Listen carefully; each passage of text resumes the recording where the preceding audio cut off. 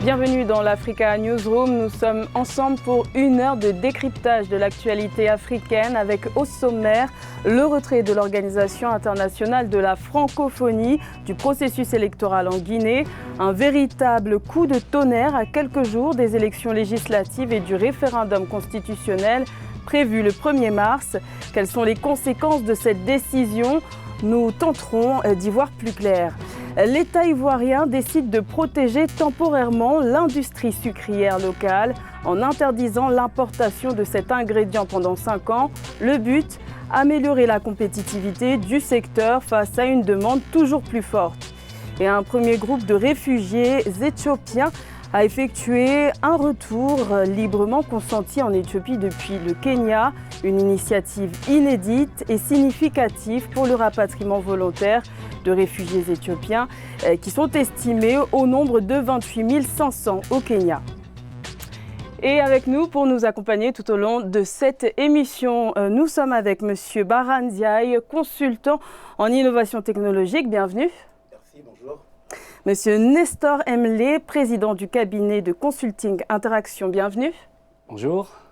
Et Monsieur Abdelkarim Yacoub Koundougoumi, directeur Afrique d'Internet sans frontières, bienvenue. Merci pour l'invitation. Les présentations sont faites, on passe tout de suite à l'info du jour.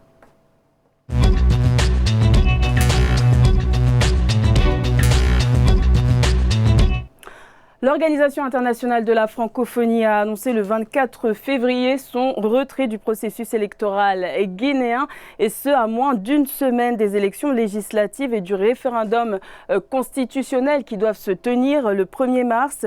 Des scrutins contestés par l'opposition depuis des mois. L'OIF remet en question le nombre d'électeurs dans le fichier électoral. Les explications dans ce sujet de la rédaction. À moins d'une semaine de la tenue des consultations à haut risque, l'OIF désiste. L'Organisation internationale de la francophonie, qui accompagnait le processus électoral en Guinée jusqu'à présent, a remis en cause le 24 février la régularité du référendum constitutionnel et des élections législatives prévues le 1er mars. L'OIF a décidé de suspendre sa participation à ce processus électoral, un affront à la CENI et aux autorités guinéennes. Nous disons que c'est difficile de continuer à soutenir le processus électoral en Guinée au vu de la confusion qui l'entoure. C'est problématique qu'on ait encore plus de 2 millions d'électeurs pas identifiables ou décédés sous les listes. Les irrégularités dénoncées par l'OIF portent sur son audit effectué en 2018 avec les Nations Unies et l'Union européenne du fichier électoral guinéen datant de 2015, un audit qui dénombrait 2,49 millions d'électeurs dont la présence était irrégulière. Une purge était nécessaire selon l'organisation pour évincer les cas d'électeurs décédés ou les doublons. L'OIF a d'ores et déjà fait savoir qu'elle ne validerait pas ces consultations en l'absence d'un consensus national trouvé sur le nombre d'électeurs. Mais ce qu'il faut dire, et ce qui est plus important, cette décision ne va jamais influer sur la marche du scrutin, parce qu'elle ne pourra jamais empêcher la tenue du scrutin du 1er mars. Et aujourd'hui, toute décision qui n'amènerait pas à arrêter ou à faire arrêter le processus en cours, c'est une décision qui n'a pas sa raison d'être et qui n'a pas de sens. La décision de l'OIF de se retirer du processus électoral guinéen réjouit l'opposition qui avait déjà annoncé le boycott des élections et qui voit dans ce désistement de l'OIF un soutien à ces contestations organisées depuis 4 mois. Des contestations pour protester contre une réforme constitutionnelle et contre l'ambition prêtée au président Alpha Condé de briguer un 4e mandat. Il est à noter qu'au début du mois de février, 7 commissaires, membres de la CENI, s'étaient retirés pour protester, selon eux, contre la gestion opaque du processus électoral. Alors, juste une petite rectification par rapport au sujet. Il s'agit bien d'un 3e mandat pour le président Alpha Condé et non d'un 4e mandat. Et une info de dernière minute est que le président Alpha Condé aurait refusé la venue d'une mission de haut niveau de la CEDEAO en Guinée. Celle-ci devait venir à Conakry dans le cadre de la crise relative au double scrutin législatif et référendaire.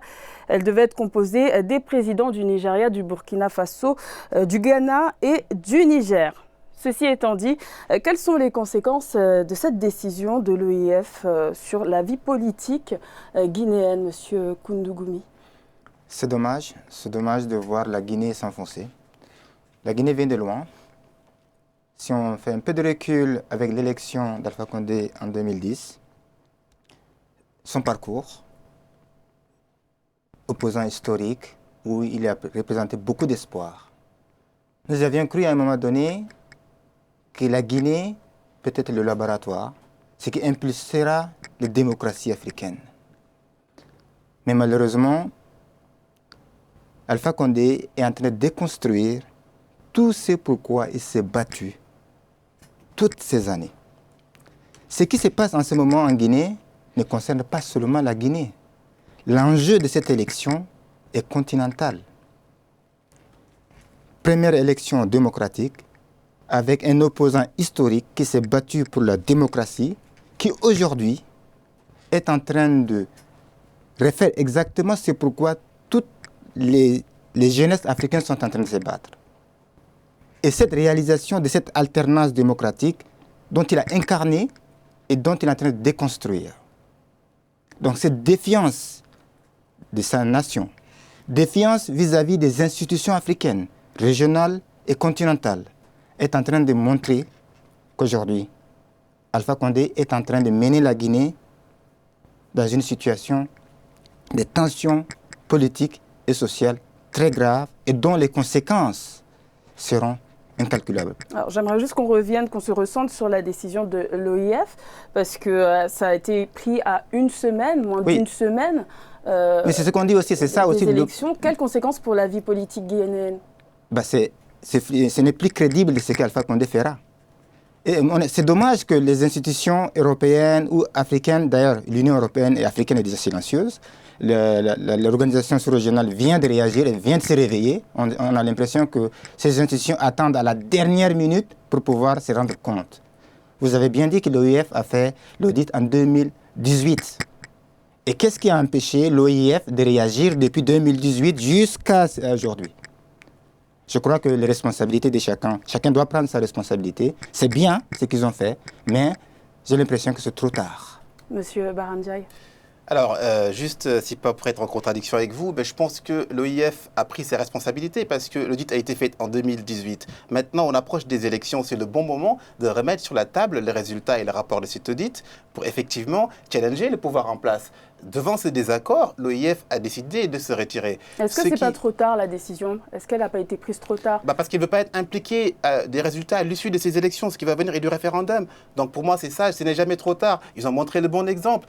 La preuve, la CEDEAO, vous l'avez dit, la commission de la CEDEAO, qui devait aller en Guinée demain, si je ne me trompe pas, a été déboutée et ils iront pas. Donc Alpha Condé, soi-disant, ne souhaite pas les recevoir, d'après les milieux diplomatiques, ce qui est un échec du processus électoral par avance. Pourquoi? Parce qu'il y a un fichier électoral aujourd'hui, les conséquences sont là. Un fichier électoral qui a déjà été construit dans les années passées, qui était constitué de 6 millions à peu près d'inscrits. 8 millions.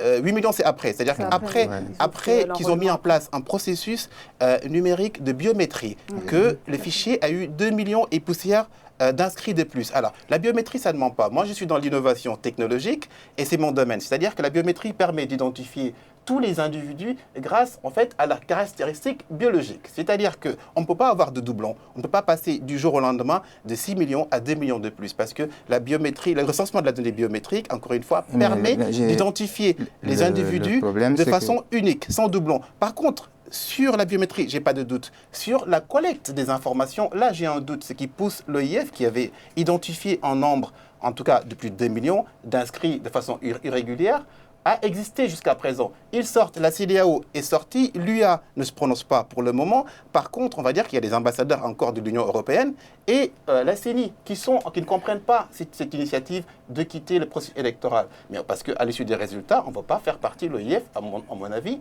ne veut pas faire partie du groupe qui a validé ces résultats. Mais c'est très dangereux ce que vous dites parce qu'on peut faire dire à la biométrie ce qu'on veut.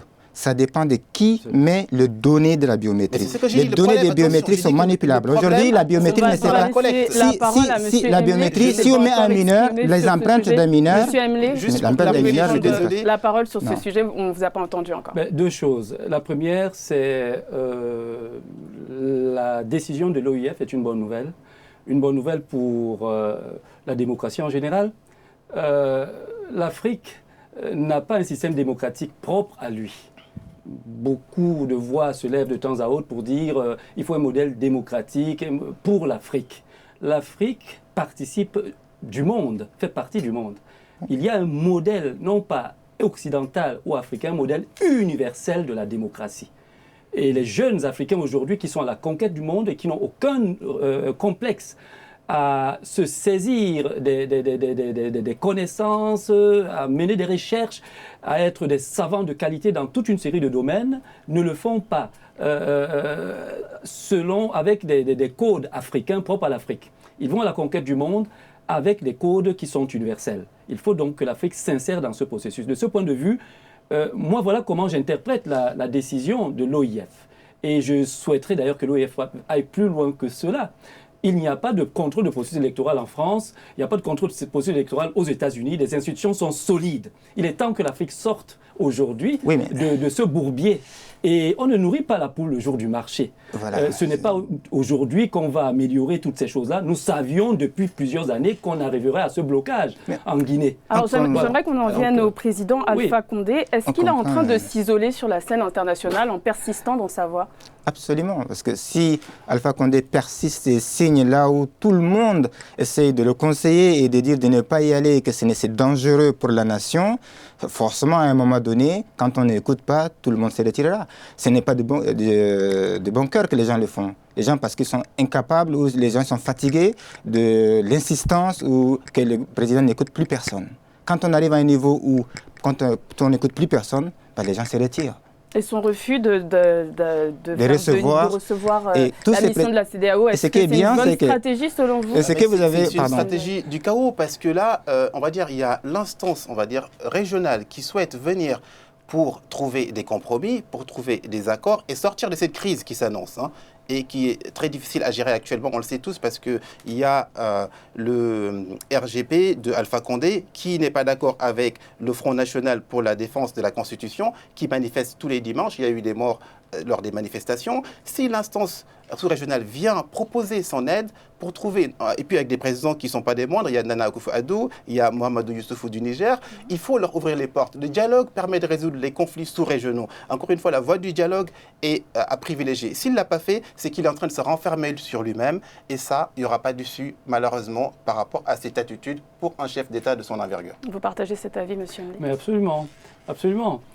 Écoutez, si M. Alpha Condé veut devenir le roi de Guinée, faisons une élection. Après tout, les Windsor sont rois d'Angleterre, il a fallu qu'une famille s'impose. Mais il faut annoncer la couleur. Alors justement, éviter les tripatouillages. Il y aura peut-être, c'est-à-dire changer complètement le système et je veux dire, s'entendre dire que désormais la Guinée est un roi. Mais bien évidemment, il va essayer de tout faire. Ce n'est vraiment pas une bonne nouvelle pour un intellectuel. Ce n'est pas une bonne nouvelle, effectivement, pour l'image et la stature que l'homme avait. C'est l'un des plus vieux opposants politiques au monde. Et je pense que là, il est en train de se préparer à sortir par une très petite porte. Alors, le président Alpha Condé aurait appelé ses partisans à organiser, à s'assurer de la sécurité du scrutin du 1er mars en frappant tout perturbateur, toute personne qui viendrait perturber le double scrutin. Que penser de cet appel ? C'est là où on dit que finalement, on ne parle plus d'État. On n'appelle plus les institutions de l'État à réguler, à intervenir, à arbitrer. On fait appel à des milices. Quand un chef d'État transforme ses partisans en milices de surveillance et de sécurité, c'est que son intention est claire. Cette intention, ça veut dire je passerai par la force, c'est-à-dire contre le peuple. C'est très dangereux et c'est sans précédent. Je crois que le président guinéen ou bien les institutions africaines doivent réagir. Cela montre sa détermination et sa volonté de vouloir passer par la force, quel que soit. Le Premier ministre a parlé d'une exagération de langage. Il n'y a pas d'exagération. Tout compte. Le diable est dans les détails. Ok, bon. Monsieur Emlé. Bon, encore une fois, je crois que nous sommes là en train de vivre la conséquence d'une absence d'institutions solides dans un pays, d'une absence d'une commission électorale indépendante. Écoutez, prenons l'exemple de la manière dont sont nommés les juges à la Cour suprême des États-Unis. Il faut mettre en place, mais il faut une démarche consensuelle, inclusive. Ça peut s'appeler une conférence nationale, un dialogue national, fait tout ce que vous voulez. Et il faut déjà consacrer le fait que ce processus, nous parlons d'un pays. La Guinée est une copropriété guinéenne, des Guinéens, de tous les Guinéens. Il faut que la communauté nationale valide le fait qu'un Guinéen, tous les 5 ans, gouvernera le pays comme mandataire national au nom de tout le monde. À partir de ce moment, on commence à travailler sur les institutions. Et les élections deviennent un détail. On n'a pas besoin de faire surveiller le processus électoral dans un pays qui s'est doté des institutions solides. Il faut que l'Afrique sorte de ce bourbier. Juste pour conclure sur ce sujet, est-ce que vous pensez que les tensions préélectorales qui existent aujourd'hui en Guinée peuvent dégénérer ? Effectivement, les tensions ne peuvent que dégénérer parce que là, on arrive devant un mur, c'est-à-dire devant un refus du leader de la nation de recevoir ses homologues sous-régionales pour dialoguer et trouver la paix pour des élections libres, démocratiques et transparentes. Moi, je pense qu'une chose est importante. On nous dit aujourd'hui qu'il y avait 6 millions et poussières d'inscrits. Le fichier est augmenté à 8 millions 200. Sur une population de 11 millions 200, vous trouvez normal qu'il y ait 8 millions 200 000 inscrits sur une population de 11 millions, ça veut dire que la Guinée a plus de personnes en âge adulte que de 0 à 18 ans. Ce n'est pas logique. Pour moi, le fichier, l'OIF a bien fait de quitter, en tout cas, cette organisation électorale. Maintenant, le président Condé, il va organiser ses élections. On va dire que si elle sera supervisée par ses milices, j'aime pas trop ce mot, mais en tout cas, ce qui va pousser de répondre à votre question, un chaos, la jeunesse va sortir. Qui va être tuée? C'est la jeunesse africaine, encore une fois. Et ce qui me désole, encore une fois, c'est un cri de cœur. Si ce n'est pas la Méditerranée qui prend nos jeunes, ce sont nos hommes d'État pour la plupart du temps, avec ces histoires d'élections. On ne voit jamais ça en Europe, on ne voit jamais ça, même en Chine, on ne le voit pas. L'Afrique doit cesser, l'Afrique doit penser plus fort, l'Afrique doit être unie, et tous ensemble, nous pourrons émerger l'Afrique. On va donc conclure cette partie sur ces mots. Nous arrivons à la fin de cette première partie. Nous allons marquer une courte pause et on se retrouve juste après.